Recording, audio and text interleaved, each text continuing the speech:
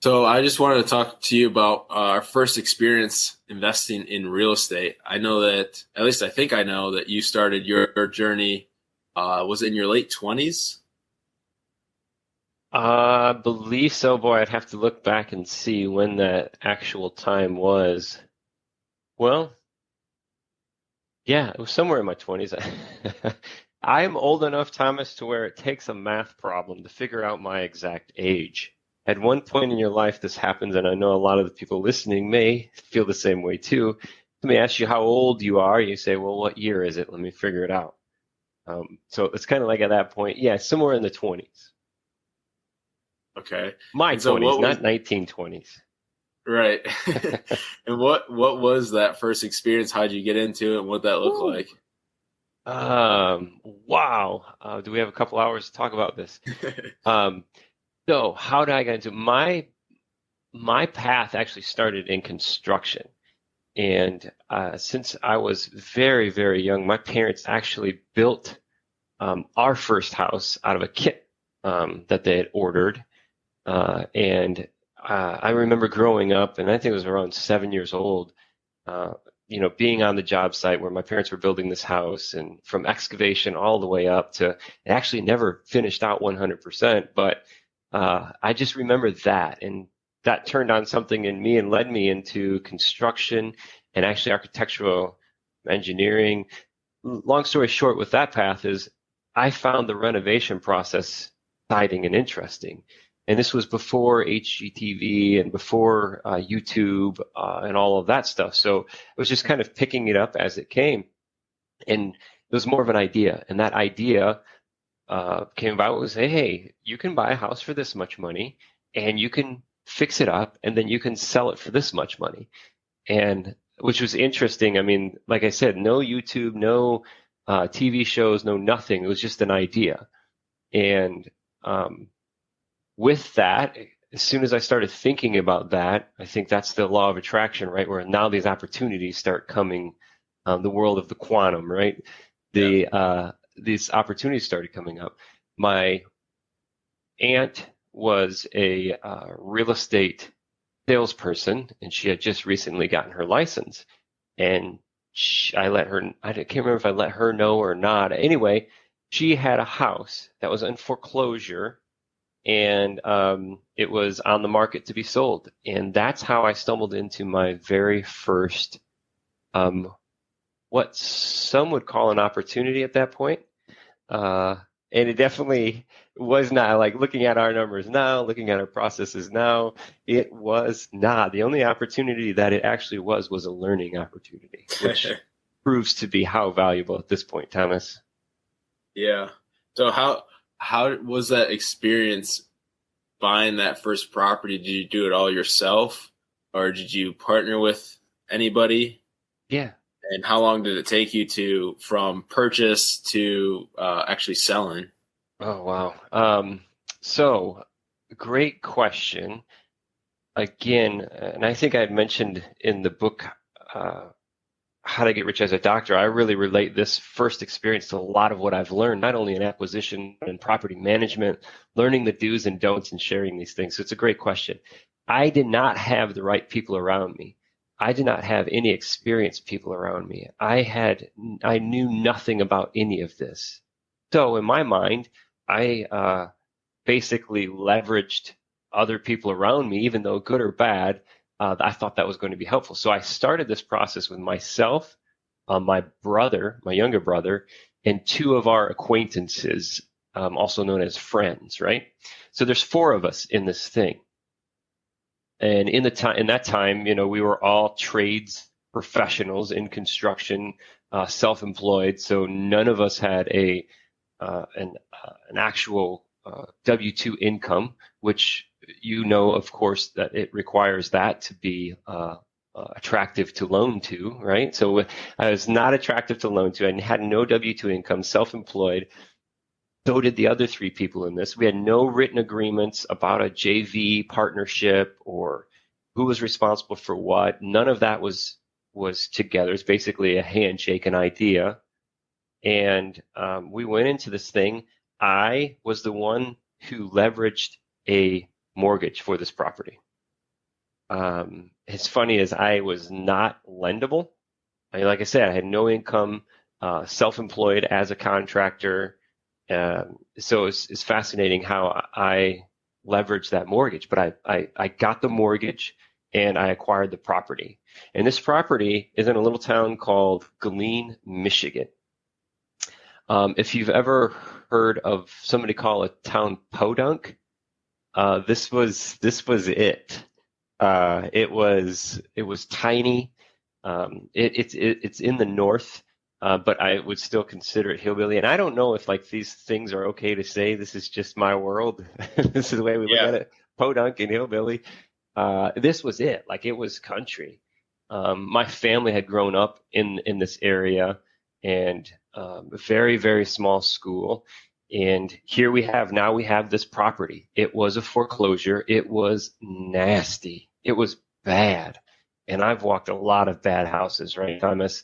But I saw it as an opportunity. So we jump into this thing, 4 of us, and within the first week, it went down to 2 of us. Well, what happened? So they just decided that they didn't want to work with it anymore? Yeah, work, or maybe I know, looking back, maybe I sold the idea to everybody. And I definitely had more buy-in. My name was the only one on title. My name was the only one on mortgage. I was the only one that had money in on this deal. And it's easy to flake out. And we had talked about, we just did an episode recently about partnerships. And this is huge. Like skin in the game is a big piece. When there's no skin in the game, it's easy to flake out, right? And this was my first experience on carrying the weight of a group that falls out, right? And so in the first week, the work happens. I think maybe the first day, all 4 of us were there. I had a dumpster there. We were cleaning stuff out, right? It was a basic repo full of crap, treated horribly for years. So we're cleaning this out. And this house was also fascinating because there was a geyser in the basement. Seriously, a geyser. You know what a geyser is? What is a geyser?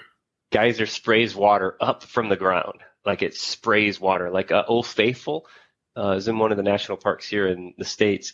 And it's literally like a waterfall that sprays out of the ground. This basement had one.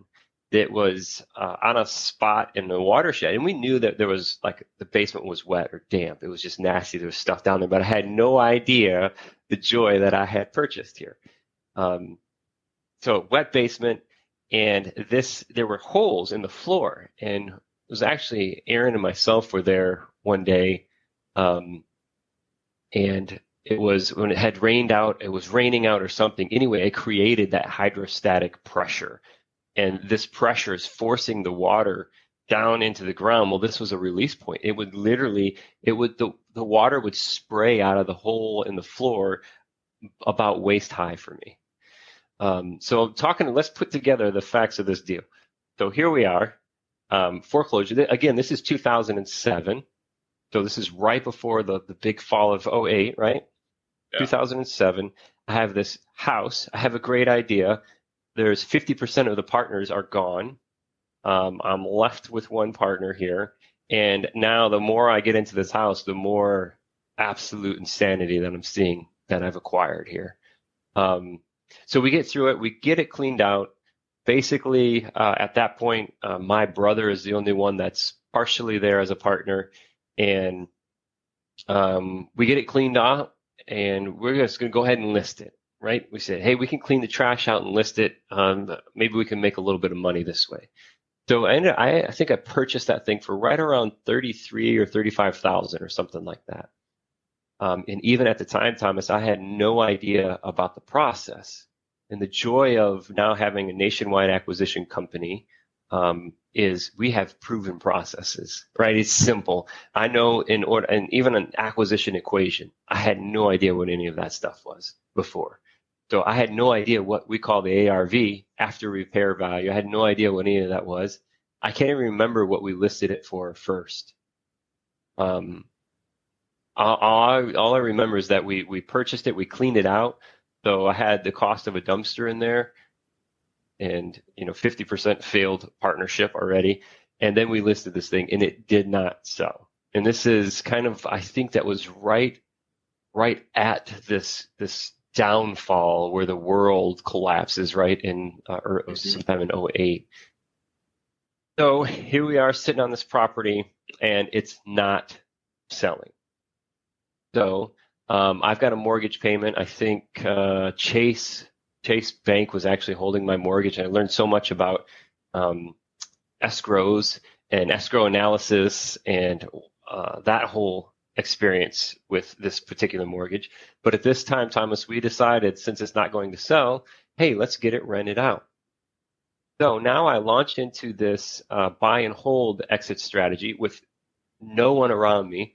None of my family has ever owned any real estate, has ever owned any passive income real estate.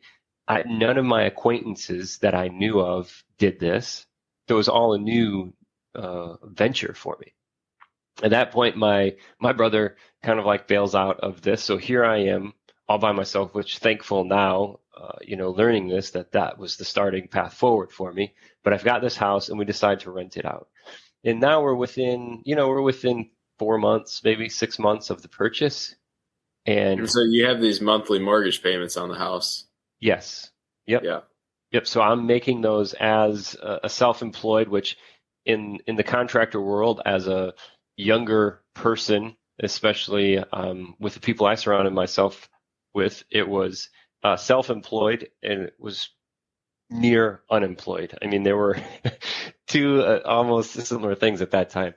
So the thing is, though, that I am proud of through the learning experience is that I don't bail out. Like, I do what I say I'm going to do. No matter what I have to do, it gets done. And in this time period, Thomas, that's when the foreclosure phenomenon happened. Is it a phenomenon? I don't know what it's called. Recession. Yeah. This thing happened where all of these mortgages started failing, non-performance. And I knew that was happening. I cannot count how many times people told me to just walk away. I'm like, no, absolutely not. I will not do that. So I hold on to this thing and we start, I put it up for rent. At that time, I think was there Craigslist? Was it newspaper? I can't even remember. Yeah, I see you smiling. This is a podcast, so everybody can't see you, but you're smiling. Yeah. Do you even remember Craigslist, Thomas? Yeah, actually. Yeah. I've used it only a handful of times. Yeah. That even into my real estate acquisition journey after that, the fix and flip journey, Craigslist was a big part of it. So anyway, we get a couple tenants and I had no idea. I didn't know about credit checks. I didn't know about anything. I didn't even know how I priced the property, right? So here I am. I have no idea scale a tenant or screen a tenant. And basically, in my mind, it was a do or die scenario. If you had a heartbeat and you wanted to live in this place, how much money can you give me? Let's go. And that's what I got. That's the tenants that I got. So for the next 2 years, I battled this, not knowing what I needed to do to be a good property manager. And, I found myself in court multiple times. And so I'm still paying I'm still paying the mortgage payment, and trying to rent it. So it's basically, I'm buying myself a job and still losing money. Yeah. So were you ever able to get it rented and have tenants actually pay? I think I only collected, I think I had 2 bad tenants in that time period, and it took that long to get them out as well too. So 2 I think, I only collected maybe 4 to 6 months of rent. And again, one of the things that I stress a lot is track everything and track often, right? Track as much as you can. And we've got processes and spreadsheets and people now that we track all of this stuff. Before then, it's like I didn't have any of that. I didn't know better at that time. And that's not an excuse. That's just the way that's how I was injected. I injected myself into this profession. It was it was all or nothing, trial by fire, learning everything by myself, right? So Yeah. we collected maybe 4 to 6 months worth of rent. I tracked down one of the lease agreements that I had signed had two of the people on there, and I ended up having to go to small claims against both of them. And when you're in this kind of tenant class, Thomas, they are, I wouldn't say that they are professional tenants, but they're just good at being bad. They're good at being bad people. And when you have a small claims, which is civil judgment on somebody, these people will quit their jobs and go work somebody else so they don't have to pay you. They will work under the table for cash so they don't have to pay you. All of this stuff is happening to me. Everything bad, except for failure, happened in this. So we're 2 years into this thing, and now I'm at the point I'm working with a design build company. I graduated college, and I met Aaron, and this is Aaron's introduction to my world of real estate investing, is this gem of a property in Killeen. So I told you it was going to take 2 hours here. When this is happening in '08, this little tiny town in Michigan, which is a very small high school, and I actually graduated from Bridgman High School. And Thomas, you know of this area too, from being from Southwest Michigan. Killeen was small, and it was always a really small high school. But what happened in '08 is they capitulated. The whole school system was done. Really? Yes. So now I have this beauty of a house in this beauty of a town that has no school system, elementary, middle school, or high school. They started shifting into different area schools now. So when you buy real estate now, you know that, I'm going to look at comparable houses in the same school district, right? Well, this school district is gone. There is no school district now. You're getting shipped out to other cities. And this is like River Valley, I think, Buchanan, I don't think Lakeshore, maybe Lakeshore. So it's just kind of like spread out. Just another thing that affected the value of this house and made it almost impossible to sell. Nobody could get loans then at that point. The interest rate, I don't know what happened to the interest rate, but it was just crazy. No school, everybody's foreclosing, and here's Brett's first real estate opportunity. Not complaining. I know that a lot of people listening have experienced much worse.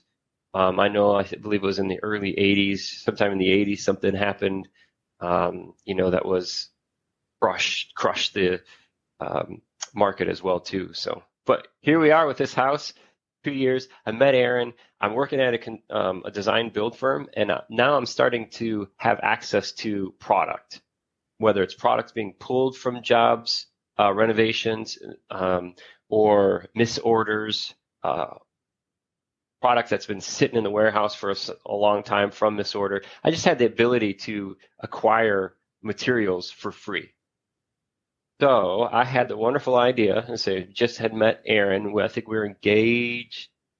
No, we're married, and we're gonna renovate this house and we're gonna sell it. The stress is over with us of trying to deal with these kind of tenants, right?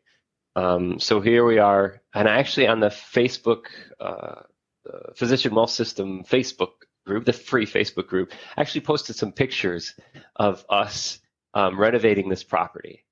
And at the time, Erin was pregnant with our son, Henry, and we renovate this property, and I over renovated it. Like I took out a wall and I made it, super nice. The trim package, I wanted the old farmhouse style trim package. I matched all of that. So it was time period correct and just way overkill, We ended up selling the property. I think we sold it for $57,000. So in the books, it showed a net positive number, but the reality of it wasn't. At the time at the design build company, I was working, what was I working? Probably 55, 60 hours a week with a design build company. And that's in Kalamazoo. We would drive an hour and 20 minutes to Niles. That would be our base camp. And then 20 minutes to the job site. And we would work Friday night, Saturday night, and Sunday, and come back to work Monday back at the design build company. So talk about sweat equity. Whew. Yeah. Yeah, it sounds like a lot. So you eventually ended up selling it, but the biggest takeaway was the experience that you gained from doing all of that. Yeah. Because you've learned so much from all the wrong things that you did through that process. Yeah. Yeah. And I mean, we still learn from the wrong things. And what I love about where we're at now, Thomas, is, and you've heard me say this multiple times, is volume gives us the opportunity, affords us the opportunity to create those processes, to create those systems. And now, having done, I don't know how many houses that we've stabilized and are collecting rent, gone through the acquisition, renovation, financing stages, stabilizing and being professionally managed now, we know exactly what we're looking for, and more importantly, what we're not looking for. Yeah. Yeah, absolutely. But how much, even in those steps, how much of that I've shared to you through the the past couple of years on these things, and these were like some of the first things that I learned too. Oh, yeah. And some of the things I've heard through the years too, Thomas, like taking these people to court. The one person actually said that, I'm a kid. Why would they have to pay me since I'm a kid? And I've got a young face, I was about the same age as these people. I just looked like a kid that had no idea who I was. And I was thinking, wow, that's fascinating. What difference? First of all, what difference does it make how old I am? You signed a lease agreement. You have to pay the rent. You were provided a place to live. You pay the rent. It doesn't, no matter who I am. I did what I said I'm going to do. You have to do what you say you're going to do. Yeah, that's difficult to argue with those type of people. You can't really persuade someone who has that argument or point of view. Yeah. Also fascinating in these journeys too is just the different the types of treatment that I've received in the court systems as a landlord has been fascinating as well too. And there's a reason why we look at it's called the outside in approach. When we're looking at acquiring properties, this is exactly the opposite of what I did on my first one. I found the house and then found the exit strategy, right? But from the outside in approach, we're looking, first of all, we're starting in the United States and we're saying, okay, what states do I want to invest in? And why I'm talking about this in my treatment in courtrooms as a landlord is because it comes down to the legislation inside of each state. Is it landlord friendly or is it tenant friendly? Tenant friendly, there's been times where I've been in a courtroom and I've been made out to be the bad guy. And it is fascinating. It is fascinating how that happens. And what we need is we need states that are landlord friendly. So the laws better represent the property owner as opposed to the tenant. Right. And here I am a kid. Here I am a kid in the courtroom, right? And basically my word versus their word kind of thing. And it's just some fascinating memories of just being disrespected, treated very poorly. I've had a couple different judges light me up, and I just can't. Maybe we've talked about Jaharo's window, right? What you can see of me when I'm communicating. So I'm sure that there are things that the judge is seeing, but it's completely irrelevant of that. There were times earlier on in my career when the way I was treated in a courtroom was just fascinating.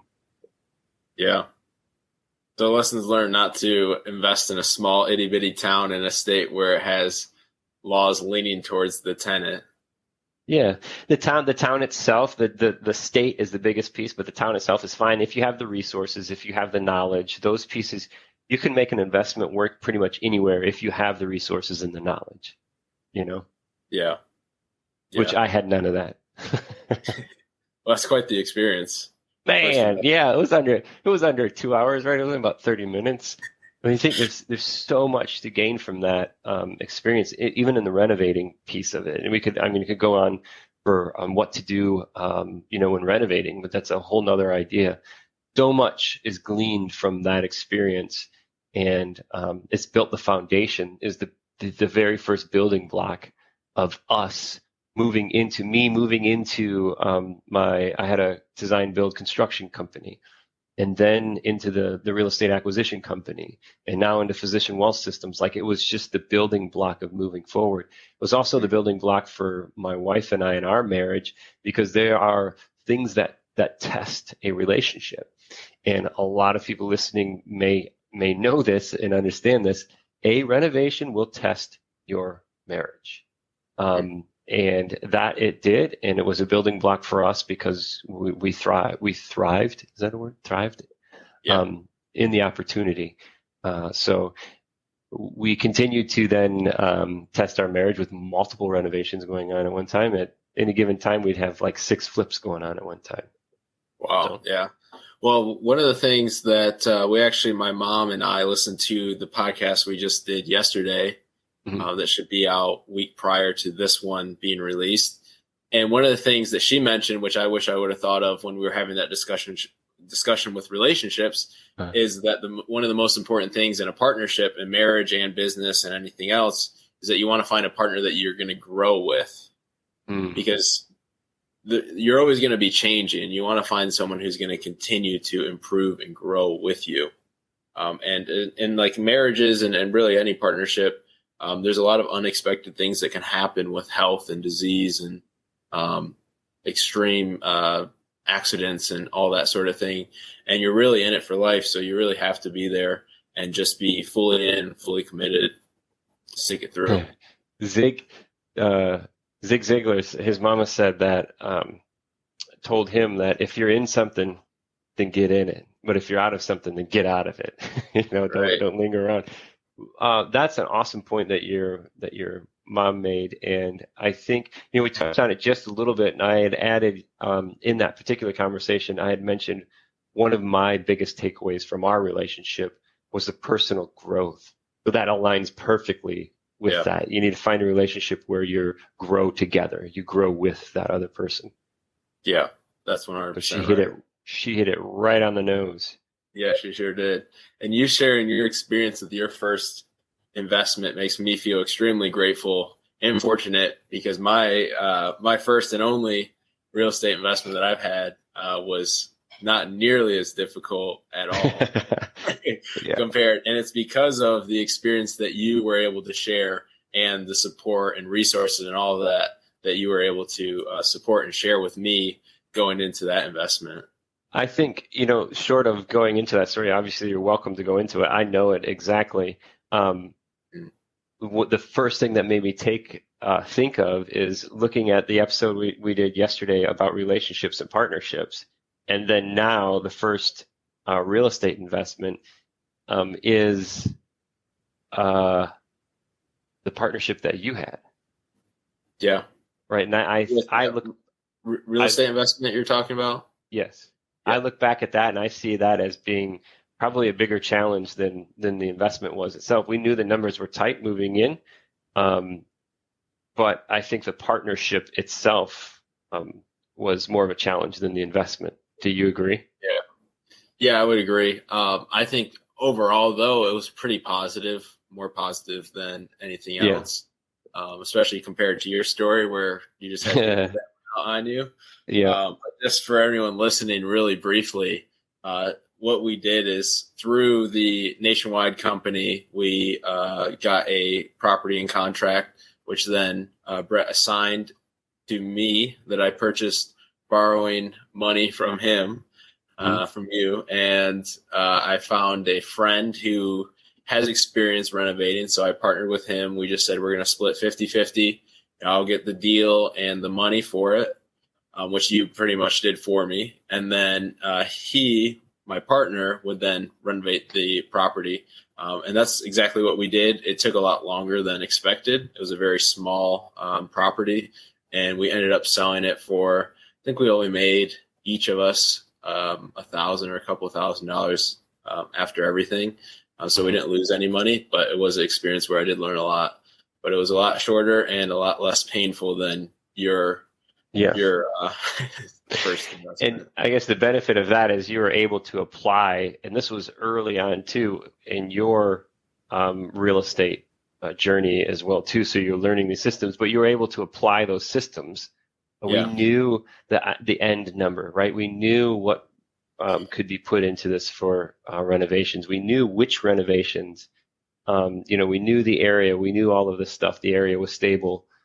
So we knew all of these things going in, which really made an awesome platform for you to work from. Yeah. That makes me think. Gary Vee. I think he was doing an interview, and somebody asked him because Gary Vee is Vaynerchuk, right? And he's really, really competitive. I think he was talking about his children. He always beats his children, and he's got at the time, his children are really small. I don't know how big they are now. So he doesn't allow them to win. He's really competitive, right? And somebody had asked them, do you think that your children or so-and-so is going to be bigger than you are? Because Gary Vee's a pretty big person when it comes to media platforms. And he said that, well, me being competitive, I want to be the best, but the reality of it is I will not be the best, because what I'm putting out, what I'm sharing with people are giving them that platform to expedite their learning journey, right? So they're kicking off, they're exponentially growing their knowledge and application faster because of what he's putting out in his media company.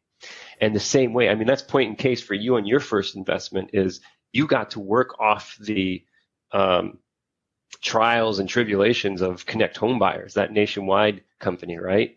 And then having access to funds and the experience and all that kind of stuff is huge. The same way, if you look at that, that's the perfect case and scenario is from me and my journey, where I didn't have that yet. I could have, got VHS tapes and, listened to some tape recordings or, something like that. So not saying that I didn't have that opportunity. It just wasn't as prevalent at the time. So you look at my journey, then you look at your journey. Now look at the next journey, of maybe my kids or your kids or whatever, or maybe somebody listening today that launches into something with Physician Wealth Systems where that's done for them 100%. Think of the difference in that path, how you build off of the experience of your network. Yeah, that's exactly right. Instead of going through it yourself and learning from your own experience, you're learning from someone else's experience, which expedites things quite a bit. In that Gary Vee interview too, he's like, well, I expect somebody to be 10 times better than me because of that, because they've got Gary Vee to listen to and make them that much better. Just like here, we want to share so much value with everybody just because we've gone through this. I don't want anybody else to go through this. I want to give them the platform and the tools to step above that and start at a whole new threshold, a whole new starting point of what to do, how to get there, when to do it, all that. Yeah, absolutely. Well, Brett, thanks for sharing your first experience, real estate investment. Woo! Tell me, scale of 1 to 10, how was my first experience? 10 being you want to do it, 1 being leave me alone. It would probably be a 1 or a 0. Absolutely. Very cool. Awesome. Yeah, I love sharing that story. And, it is also, it's in the book too, where I kind of dive into it just a little bit and give everybody a feel of that. It's How to Get Rich as a Doctor. The two of us wrote that book, available on Amazon. So just love diving into it a little bit more in the book and kind of get a good read out of it and how that relates into other areas of this platform as well. Yeah. Absolutely. Well, thanks everyone for listening to this episode of the Real Estate Mogul MD podcast.